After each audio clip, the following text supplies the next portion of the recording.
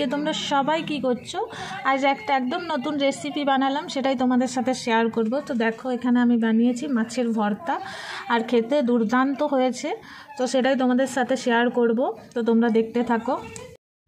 তো দেখো বন্ধুরা, প্রথমে মাছগুলো এখানে ভেজে নেবো আর বানাবো। তো বললাম এই তোমাদেরকে মাছের ভর্তা ডেলি ইউটিউবে রেসিপি দেখি, তো বানানো হয় না। তো আজকে ভাবলাম যে আর মাছটা রান্না না করে ভর্তা বানিয়ে দিই। তো তার জন্য মাছটা ভাজা চলছে প্রথমে।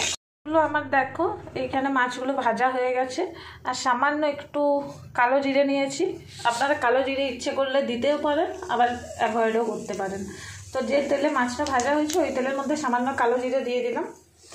আর এখানে দেখুন কুচি করে পেঁয়াজ কাটা আছে, পেঁয়াজটাও দিয়ে দেবো।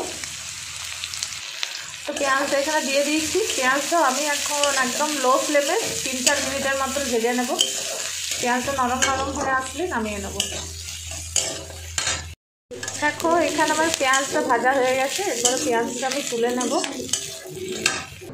তো কড়াইয়ে সামান্য একটু তেল দিয়ে দিলাম। তো এইখানে আছে 10 কোয়ার মতন রসুন আর 2টো শুকনো লঙ্কা। এরপর এইটা একটু ভেজে নেব।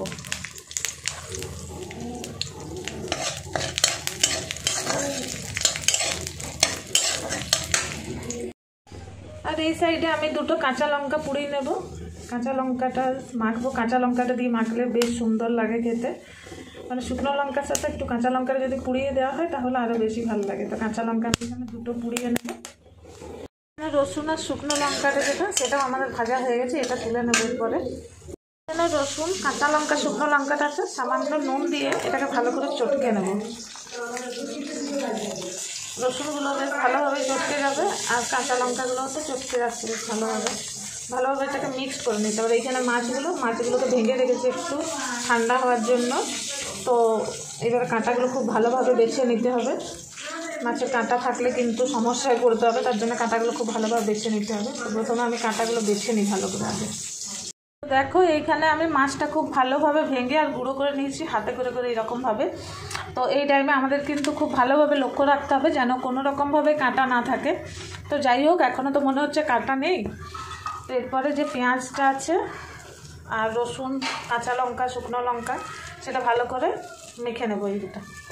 তো এখানে আমার মাছের ভর্তাটা খুব ভালোভাবে মাখা হয়ে গেছে, আর ওপর থেকে একটু ধনেপাতা দিয়ে দিলাম। এবার ধনেপাতাটা দিয়েও খুব ভালোভাবে মেখে নেব।